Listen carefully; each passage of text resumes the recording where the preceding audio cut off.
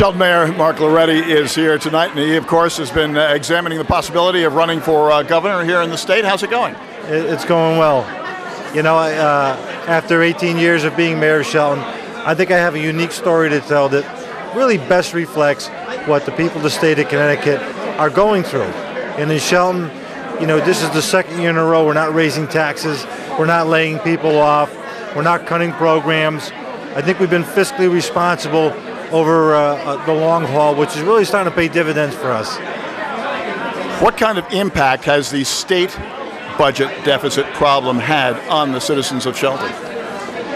It's going to be the same impact it'll have on every citizen in the state of Connecticut, because the state government has gotten so big and is in so many different areas of the state that, you know, once you start cutting that money and the money's not available for people, then they're going to feel an impact. There's no question about it. If you do, in fact, get to be governor, what will be the first order of priority? I don't think there's any first thing that anyone can do. I think you have to do multiple things. The expense side of the equation, it really has to be addressed. And that's tough medicine for people. Nobody wants to be told that they're not going to get more of what they've been receiving over the years. But, you know, the long and the short of it is, if you can't afford to pay for it, then you shouldn't be spending it. And until we adopt that philosophy, we're not going to solve our problems. You've got a lot of competition going on both sides of the aisle for this gubernatorial seat. What makes you the most appropriate to take it?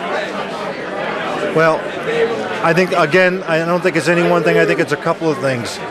It's my experience as a small business person. I owned and operated a restaurant for 21 years in the state of Connecticut.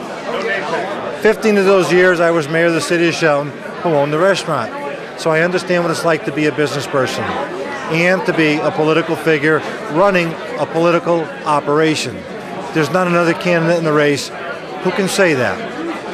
The second thing is that my long-standing record of consistency in being and creating productivity for a community. I don't think there's another candidate in the race that can say that. Productivity in terms of tax stability, grand list growth, running the operation of a city that affects people's daily lives, whether it's public safety, it's public works, it's education.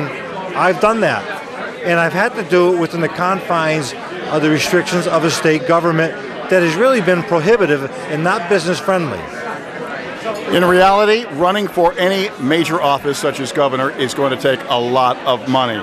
You've got a lot of people going up against you who have their own large bankrolls to go with.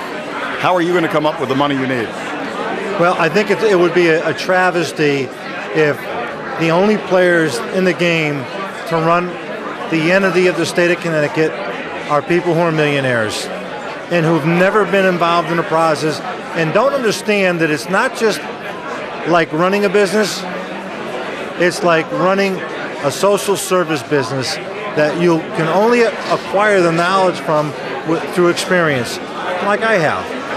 And so yes, the money's a challenge. I'm of the mind that the public financing law has leveled the playing field, and I'm hopeful that the courts are not going to take that off the table, because at the end of the day, I think I can meet the requirements to qualify for the public finance. And the third point that I want to make is that if you look at all the candidates, draw a circle around where they come from and tell me who has the bigger circle.